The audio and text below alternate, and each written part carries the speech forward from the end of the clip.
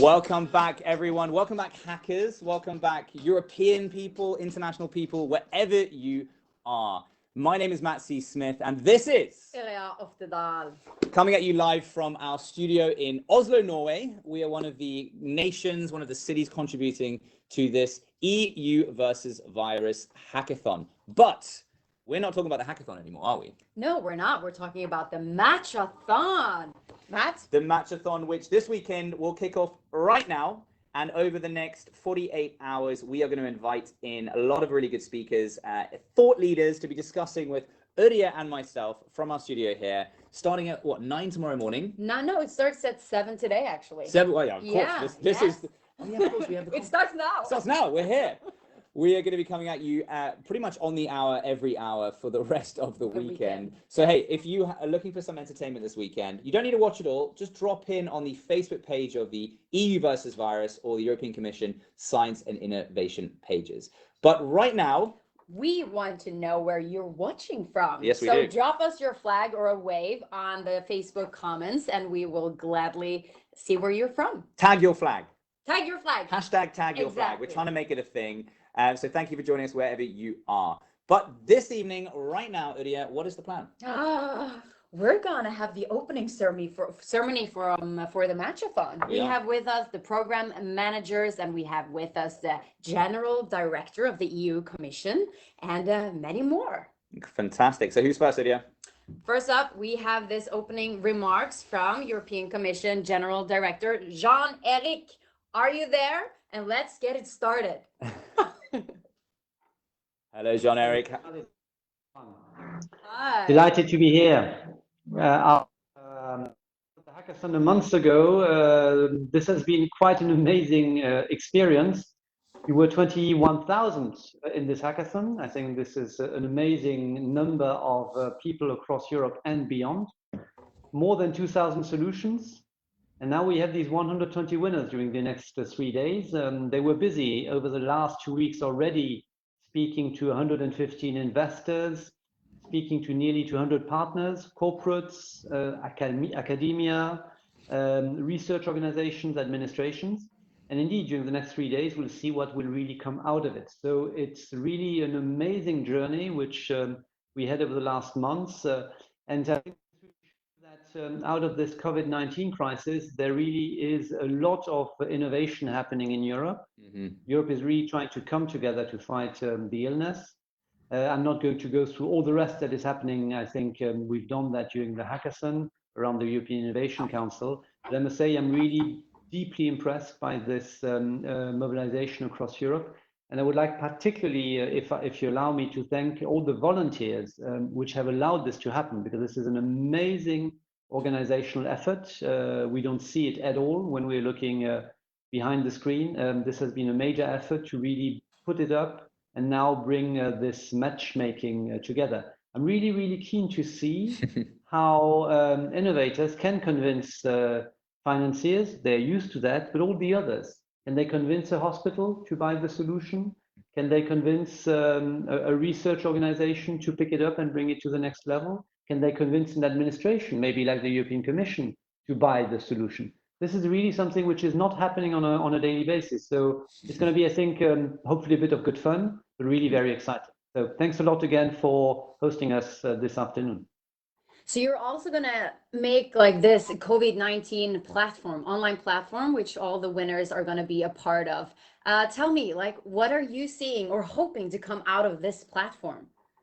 Well, on the platform, we have everything which is happening in Europe. So we hope to see vaccines, we hope to see therapies, we hope to see better tests.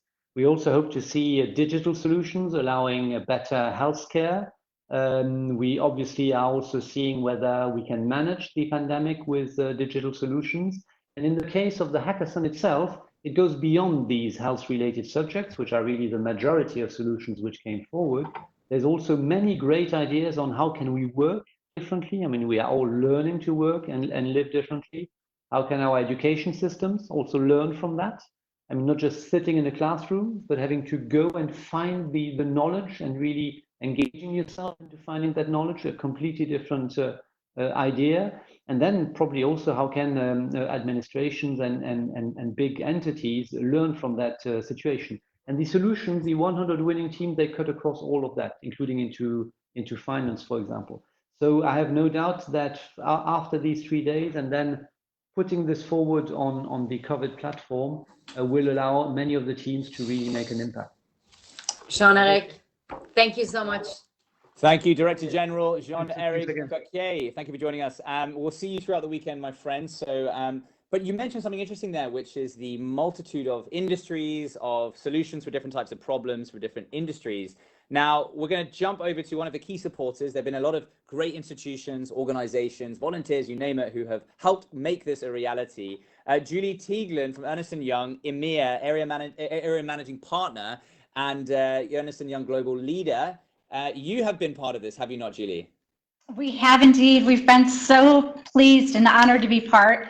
You know that we've had over 300 people engaged from 32 countries, everyone from partners all the way down to interns, really contributing. Over 90 people spent their weekend really mentoring, making sure that we're connecting the ideas to technology experts, industry experts, taking it forward.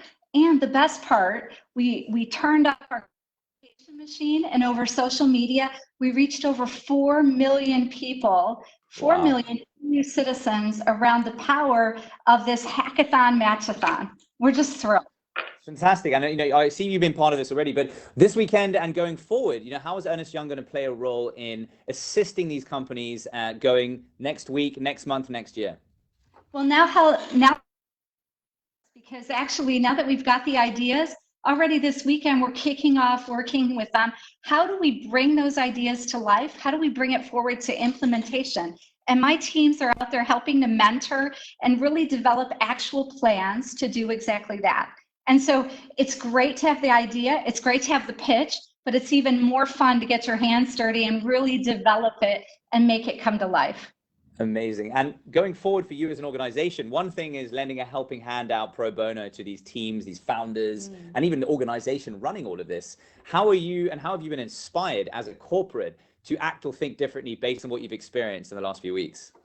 Well, first, I think the hackathon fits in so well to what we do at EY. We have this thing called a purpose that says we are not only in the business of professional services, we're here to help build a better working world. And what better way to bring that to life than in participating and mentoring the hackathon and opening that for all of EY to be able to bring their skills to the table. What they do in accounting and advisory and transactions, really helping true startups bring their ideas together. We had teams doing the blockchain idea, we had teams doing the domestic violence idea, and who are actually part of some of the winners. They are so proud. I can tell you, I've received hundreds of mails as to how cool it was that they A, have the opportunity, but B, be really part of giving back to society. That's really important to a lot of our folks around the world. So this is a great example of how the EU has brought this terrific initiative together, and we're going to have some great outcomes on the back of this.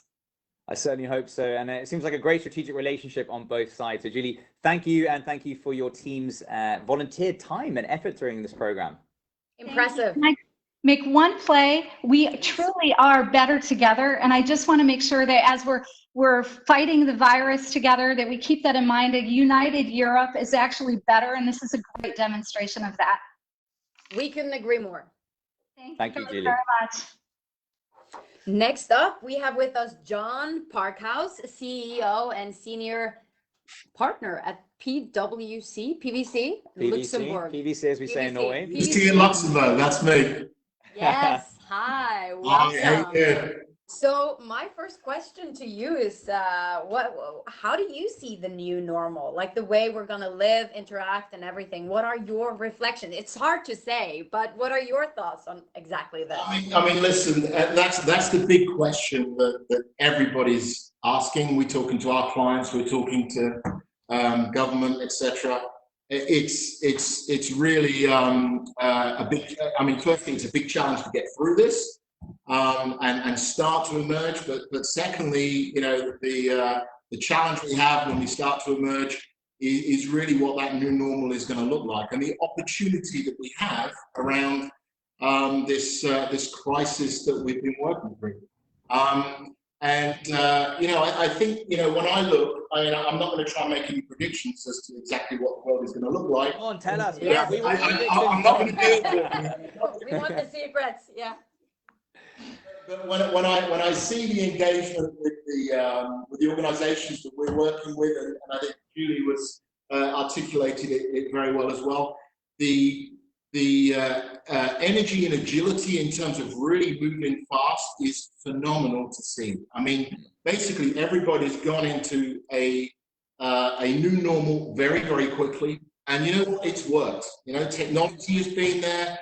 The people have been there to really work together, pull things together, and I think the agility in terms of how we've had to react is something that we need to remember as we go forward. But the empathy, this crisis has hit people so differently, and so in PwC in Luxembourg we have 3,000 people, and I know there's many people on this call that are dealing with many more people than I have to deal with, but understanding that this is a very personal issue for so many people, being able to respond to that as a corporate, while sort of managing through, keeping the company going, making sure the clients are happy, but really focusing on the people dimension. For me, I think that's been a fantastic learning sort of pathway where, communication, frequent, not necessarily perfect, but really reaching out and showing that we're there, we care, and we're really trying to listen. That is something I think that companies should really take away. And then I think, when you look at this event, it's a reminder to me as to the importance that business has in society, and the important contribution that business really needs to have going forward. First and foremost, I'll thank him and go to Isidro then, yeah? Sorry? No, carry on. No, you're not on mute. You should have gone on mute. So Yeah, you're right. But the important contribution that we all need to make as businesses, connecting our people into these great initiatives that you're doing at the EU. So what that new normal looks like, I don't really know. Nobody does. But I hope it's a new normal where there's much more open communication, a much more agile approach to what we're doing, and real empathy for what our people are really going through. Yeah, thank you, John. Empathy is a key word, I think, when it comes to recovery and everything, and in society. And thank you for joining in as a big company and in the EUvsVirus. Yeah, I mean, I would say one thing, and it echoes a little bit on what Judy was saying. We've been working with the EU on the platform that is supporting this Matchathon, which is basically a program called EU Gateways. And that's a program that the EU launched. We've been working with them for 4 years, connecting, basically going through 90,000 EU companies and looking to connect them with business partners in Asia, right? Phenomenal program. But you know what? Nobody knows about this. And at a time where the EU is really in, a sort of a crisis of purpose, I really think there is an opportunity for the EU to change the dynamic with how it is engaging with the man in the street and really showing the man in the street the real value that being part of this great community can bring. And so it's great with all the connections, all the people we're reaching out to. Let's push it out there and really, show off what we're doing here and have a fantastic weekend, everybody. Really, let's create some great solutions and let's get them deployed at scale and make a difference. I agree. Thank you, John. Well said, John. Let's shout from the rooftops. Let's get that down, that voice, that message to the man and woman and everyone on the street. That's the perfect transition to go to the man himself, Isidro, who has been, he's a familiar member of this panel and this show and these live streams. Isidro. Hello. Good evening. Welcome back, my friend. Again, we're talking about the idea behind it and, your experiences through the last 3 or 4 weeks or so and going into the Matchathon. What are your expectations? Well, first of all, thanks Eria and Matt for hosting us again, and for all the effort that you are doing pro bono supporting us. Thanks also to not only to the volunteers, to the commission officers as well. We have been working as a team, as a mission-driven team, together, all the volunteers, more 400 people that work in a very peculiar and innovative way with the more traditional civil servants. And we have been all driven by a mission. And the mission has been to fight coronavirus. We are all been very touched by this, and we have been fighting together. And our mission was to fight coronavirus, but in a very narrow way, through short-term solutions. So solutions that could have an impact in less than 6 months. And we have done the 3 phases: ideation with the hackathon, the matching with the Matchathon now, these 2 days, and then later the realization in the European Innovation Council COVID platform. What they expect to get is that in 2 months from now, all those ideas with the match sponsors that they are getting during these 2 days, they will be working together, and in 2 months, we will be able to say, hey, this device or this app or this new system was developed in the hackathon, and now it's saving lives, it's saving jobs, and it's helping the people at need. So that's what is the dream that is driven all of us. And particular thanks to the Director General, Henri Paquet. Without him, this would have been completely impossible. He's the one who is in charge of all the research and innovation activities of the European Commission, and has been supported. And Henri Paquet, thank you to you for the personal support that you have provided to me and to the whole team in the European Commission and the volunteers. Isidro, that's a great shout out. And I mean, how did you manage to engage so many people? I mean, that's been such a feat in itself to just speak to all these different organizations and pull this together. How have you managed to pull this off? I think the key word is this mission driven. I mean, we have a mission here to fight coronavirus, and we have been working in a very decentralized, bottom-up, non-hierarchical way. And we have been taking risks that for the Commission has not been easy, but again, thanks to Henri Paquet and the Commissioner, Gabriel, we have been able to do in the Commission. So we have been working as a distributed team with clear responsibilities for everybody. Everybody has felt empowered. And I think we all had the feeling that we were, each one of us, contributing with our small grain of rice to make a big pile and hopefully saving many lives and helping the life of the people at work and at education, etc. So, the mission. Yeah, exactly. We've heard that from day one about this being a mission-driven organization, mission-driven purpose, ultimately with a great cause, but trying to bring people on board with that mission. And it hasn't faltered, it hasn't changed. It's been the same one since the beginning. And what I've enjoyed most about this is the before, during, and after, right? We've had before, which was the build-up, the recruitment of the participants, etc. The during being the hackathon, and the after being the Matchathon. So you've thought about this going after these companies were created and ideas. And actually, one last time, Isidro, thank you. Before we head over to some of the other organizers, I want everyone watching this right now, thank you so much for joining us. If you are part of a team, tag your team right now, because what we've seen from the previous videos is that later on, people, investors might watch this in a week, month, in a year's time. And while they're listening to these people talking, they might think, oh, I wonder what kind of ideas were part of this hackathon. So if you are one of the 200 teams that are part of this Matchathon, tag your team. If you have a Facebook page, if you have a URL, drop it in the comments right now, because people go back and look through this. And trust me, we've seen some who click through, and who knows, this is a Matchathon. Maybe someone might invest, someone might take you on as a customer. Yeah, already we heard one story that it happened. We have. It's real. Yeah, the this hackathon. Sales funnel. It's real. Just do it. Anyhow, we're over to another returned guest, Michael Ionita, one of the original initiators as well. Michael, I know you have some thoughts on the future and how this EUvsVirus have and might impact the future. Go ahead, Michael. Hey, thank you very much. Also, thank you, Matt. Thank you, both of you, that you're doing these great sessions. We really love enjoy to watch them. So I have to say that I have to pick up where Isidro left off with the mission-driven aspect. So I think it brought us together with this big mission, that this common enemy that we now have is the virus.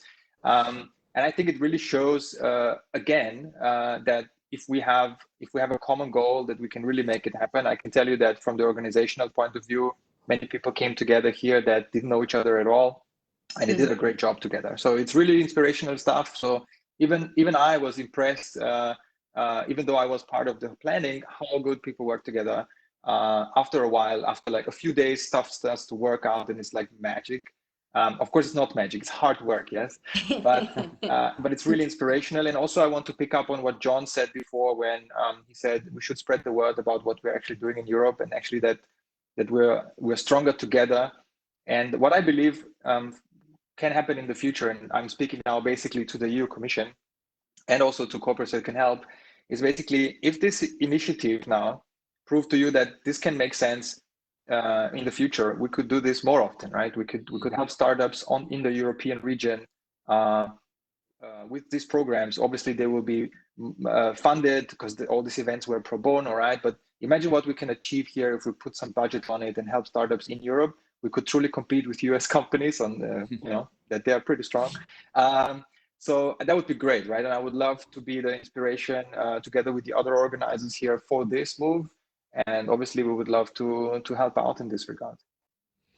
Thank you so much, Michael. I think there's a key red thread with this that you mentioned, Michael, and John also mentioned as well, is using the power of the European Union and what we have set up and the EU Commission as our foundation. They have the funding, they have the power, and this initiative has pulled us all together. So thank you, Michael, for that one. Elena, who is also one of the regulars on our shows and is also one of the key individuals behind the organization of all of this. Elena, you had a demo day yesterday actually, and starting tomorrow you have a Matchathon. Give us a brief rundown of what happened on the demo day and then what's going to happen this weekend. Oh, well, exactly. So we already started, actually. We're already in motion. So as you already mentioned, it's a 3-part journey with a beginning, a middle point, and an end. And right now we're reaching the point where we're really going to make some matchmaking magic happen. So we started yesterday with a demo day where 30 teams pitched in front of 100+ investors. And right now they already have started conversation and making deals, already making some pledges. And from today until Sunday, we already have meetings happening with I think more than 100 meetings have been scheduled between the partners and the projects. And in the end, we're just going to have on Monday, we're going to have already some matchmaking going on where the projects will find the right partner to work with. So continuing with what Isidro mentioned, what Michael said, I think what we're doing here also is really making a real impact and helping progressing the future of our society, of the future of Europe. And with all these projects, we can actually see the solution and the provision for us for a better, to overcome this corona crisis and in the future others, and actually change the way we live and work together. So. Thank you so much, Elena. That's so true. And actually, while you're saying that, it makes me think of something, because this has had such a big benefit. We've spoken a few times about, after the war, there was a baby boom, and we might well have a business boom now because of these hackathon initiatives. And one thing I've noticed is there are some cities in Europe that haven't had their local hackathons yet. And, the European EUvsVirus is very much the umbrella to all of that. So if your city hasn't had a hackathon and you want to have one, tag your city municipality right now so they get a notification, they get brought into this world, and we will make sure that they get some blueprints of how to do that. Thank you, Elena. Thank you. Over to Natasha, our favorite person. We have been saying your favorites, but favorite. Natasha, we've been talking to you now for 4 weeks, and it's a pleasure to have you on. Yeah. Natasha, you are the program manager and setting everything up for me and Matt now this weekend, and you've done so such a great wonderfully. Job. Like, everything is so organized, and I'm really happy to see that. Yeah. I've learned so much. So Natasha, tell us a little bit about how you have now designed the program with so many things happening. Yeah, well, first of all, it's been a roller coaster, and I really enjoy working with you guys. And I must admit that it's not an easy thing. That definitely, it's actually very difficult when you when you think that you're going live, and then so many things can go wrong, and then you have to put all the pieces together. In fact, it's not that easy. However, behind me there is a whole team where everyone is working really, really hard, and I would like just to use, before I go to the schedule, just to the program, just to say thank you to everyone, because normally in the Slack we are all in a chaos and like doing 10 things at the same time, so we never really say thank you to everyone. But I would really like to say thanks to everyone. I am beyond grateful for everyone who contributed to this event. For the program, we wanted to do, we wanted to have a format of a conference, and what we wanted to do is we wanted to bring all of these great experts, speakers, teams, so all of them, to bring them together. And basically, there are, like, when you start digging, when you are making the concept of the program, what you realize is like, oh my God, they're so incredible stories. They're brilliant Europeans doing amazing things that sometimes we are not aware of. So I think this was great for us to just like put local authorities, which was for me like a brilliant thing to see. There is a support. There is a support from local authorities, and we tend to judge before even approaching, you know, many of them. And then you look at academia. Academia is doing great things. Then when you bring them together with businesses, and when you combine these new teams or like teams that already exist, I think it's a formula for success. And I would just like to say that it's not only this is a European hackathon, and this is a European Matchathon and initiative.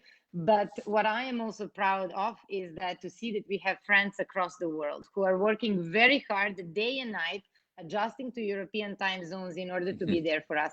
So yes, we are Team Europe, but we have friends across the world, and we are going to fight this together.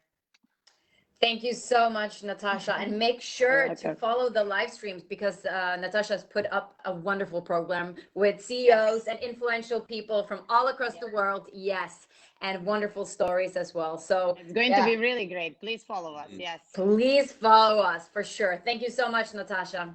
Tune in this weekend. That's so true. We actually have been quite impressed by the people. I mean, I think it's when the power of the European Commission want to get hold of some high-profile people, they say yes. Yes. So that's another reason to tune in this weekend. Whenever you have a spare minute, just check in, just see what's happening. We're lucky, Matt. We are. We're very lucky. We've got a star-studded cast coming throughout the weekend. But another key individual who organized one of the areas, one of the program managers, the project managers through this, is Carolina Emanuelson. How are you, Carolina? Hi, I'm good, thank you. My responsibility in this Matchathon has been about the corporates. And of course, they are really, really important, because what we are going to do, or what they are going to do, is to support the projects in some way. And well, this has been a journey, I have to say that, but very, very interesting. And I think it's amazing to see how many companies who are willing to support in some way. And I mean, the energy and everything is good. How did you attract them? How did you convince these corporates to join, and what did you offer them? Well, I think it's about the same thing that some of the other people have mentioned: the overall goal, the purpose, and the mission. Part of something, and what we are going to do is to find solutions to fight the coronavirus. And I think that is the main thing to attract different kind of companies. But also, of course, some of them are also part of the hackathon. And now we're going to the next phase, which is the Matchathon. So we have a lot of companies who took part in the hackathon who also is part of the Matchathon. So I think that's the overall purpose and the mission is the key here. And building relationships. And build trust. Yes, absolutely. And there are so much possibilities within these projects. So of course there is interest from the companies to be part of that. Carolina, thank you so much. Over to Berat, which has been responsible for public authorities. Berat, what have you seen as, why is it important to work together with public authorities, and what's been the effect? Hello everyone, it's nice to be back. So it's really nice to meet you and with the others, and also meet with the teams and the people who listen to us. My name is Berat Famili, and the meaning of my name is liberation. So I always thought about this liberation my entire life. So, you know, what is liberation? Liberation. And then I understood that my name Berat is in liberation. So like actually even the English meaning is the same, like liberation, as it's in the Turkish one, the Berat. And then, you know, being an entrepreneur, like having co-founded 2 applications with 20 million users, I realized that, you know, when you are an entrepreneur, the life is not as good as it seems. You know, like from the outside, it looks fantastic. When you go inside, first you meet with civil societies, then with the government, then with the private sector, then with the other entrepreneurs, and you are in this package and you try to survive. And I was writing a book, and then I realized that, you know, like we have to liberate ourselves and we have to liberate the system. So like, you know, when there is a crisis, we see civil society and government working at the, you know, the first response. But in the coronavirus time, with the EUvsVirus Hackathon and with the all hackathons organized in the countries, we saw civil society working with private sector and working with entrepreneurs, with government together. And during the Matchathon, I was part of the public authorities, like the governmental organizations. And right now we have around like 1,500 governmental organizations who we have the contact list and who we match the teams. And me being in charge of the public authorities, I think right now is the time for liberation, where civil society, government, private sector, and entrepreneurs will come together, will bond, and will bring the better future. Thank you so much, Berat. Let's head over to Renata, who was part of the team that were managing the academic institutions. I think that's quite interesting that we've had, you know, different authorities, but also academics. So Renata, what does that mean? What were you part of? Yeah, hello. I hope you can hear me, right? Hello, world. I hear you fine. You sound great. Yes, I was in charge of the academia and research and development institutions. And we actually tried to make the bridges. What the world is lacking is going away from the silos and doing this multidisciplinarity and multi-creation effort, let's say. And actually, yeah, so you asked me the question, so I didn't go with the hello, and thank you very much for having us, Director General. Greetings to the Commissioner, to the partners, and all of my colleagues here. And Isidro and Michael, thank you very much for having us in this. I wanted to say that it was an amazing experience. You imagine, so we have been managers, we have been in academia. Imagine a set of random people who are with different capabilities and actually joining and giving their best selflessly and professionally, even though voluntary. So, and Isidro's daily stand-up meeting notions like this is a special hackathon and matchathon, we are saving lives. So all of that going in front of your eyes and doing this amazing contribution, and you want to be part of amazing, of course. That's why I would like to thank my team, academia and the institutions. Urshka, my bridge creator, and and let me tell them, Lisa, Karin, Rania, Serge, Willis, Ebru, Elif, Michaela, Alexandra, Katerina.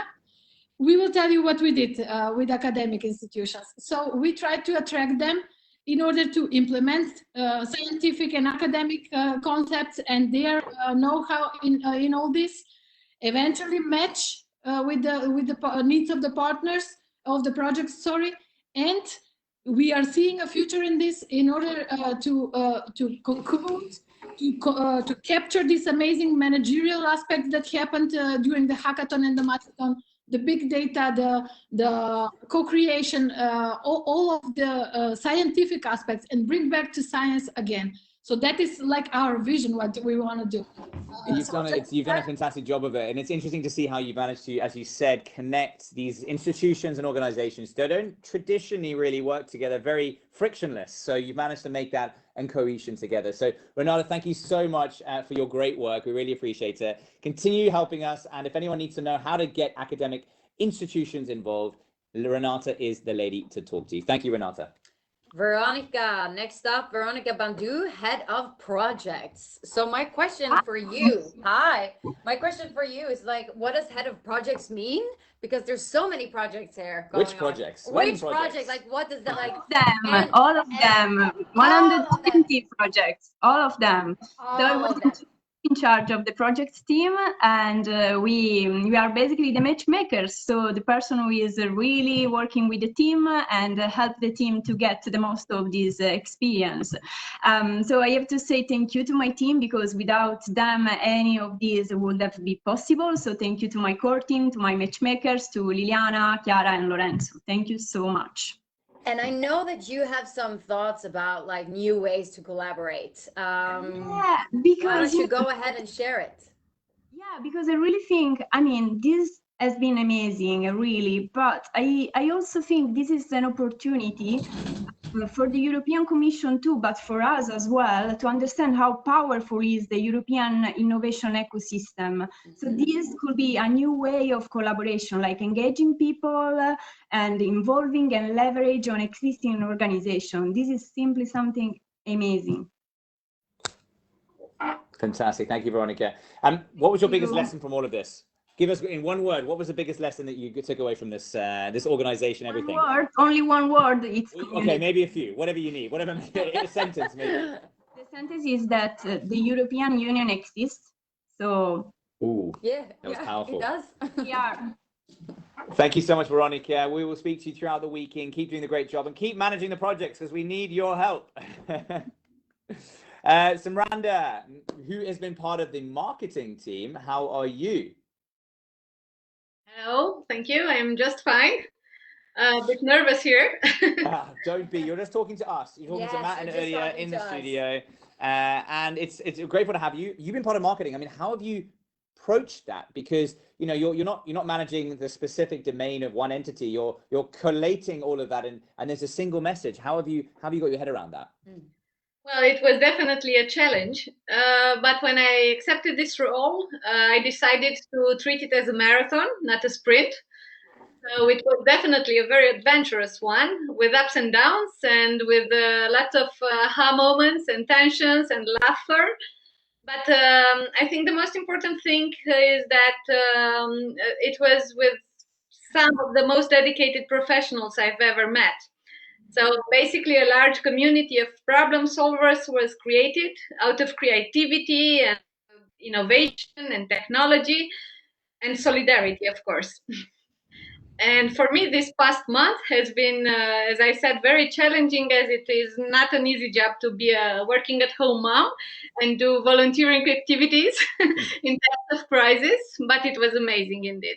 So I really have to thank my team for the efforts and the passion. They are very involved with their work. Yes, it is our duty to promote the community and to inspire others to get out of their comfort zone and start creating impressive challenges.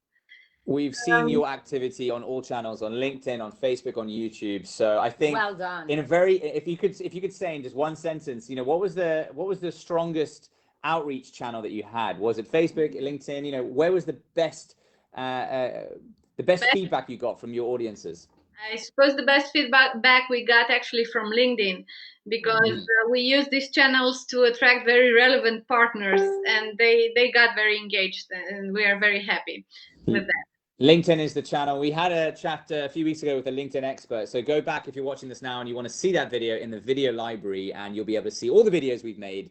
We urge you to do that. Thank you so much, Samranda. Thank you also. Thanks. And our last speaker today, like we've been talking about, that it's not just European people involved in this hackathon. And we are now tuning in to hear from our United States curator? Yeah, curator. Scotty Shaw. Are you with us, my man? I am. Good morning. Amazing. I guess good evening to all of you.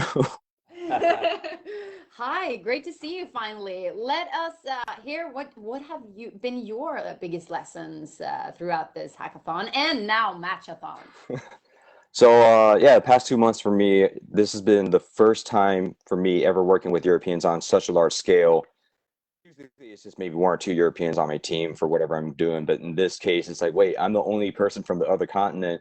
Yeah, and let me jump in a bit. Like, why did you decide, coming from another country, like from the US, like to decide to join in on this hackathon, like an European one?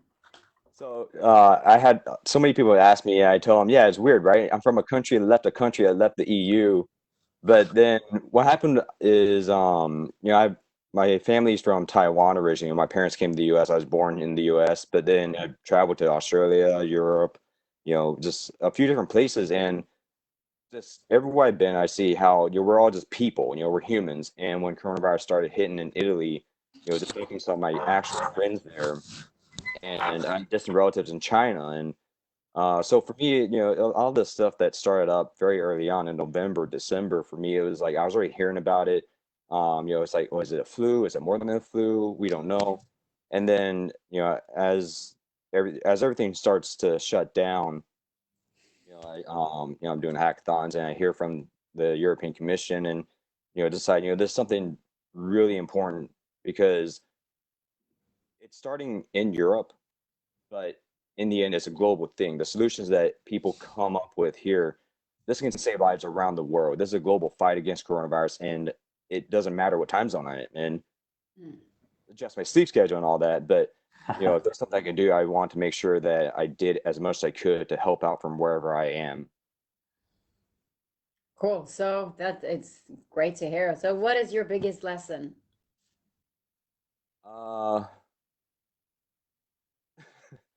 Time zones, probably doing the math all the time. It's like, okay, Central European time, no, it's summertime, so +1. But then I'm talking to a teammate who's in the UK, who's a different time zone. But then all the teammates I've recruited from the US to help out with various things, whether it's all the marketing on social media when Europe's asleep, or someone in Sri Lanka wants to get on a call. And it's just like, all right, there's time zones, like +7, -4. Then there's stuff like, wait, that one's +10.5. Okay. So yeah, I think time zone is probably the biggest lessons, like making sure that I actually get it right. So when people say they want to talk to me, I'm available, and it's not like, wait, I scheduled 3 things at the same time. Yeah, Scotty, thank you for joining in on this call as well, and for being a part of the EUvsVirus. Yeah, thank you for having me.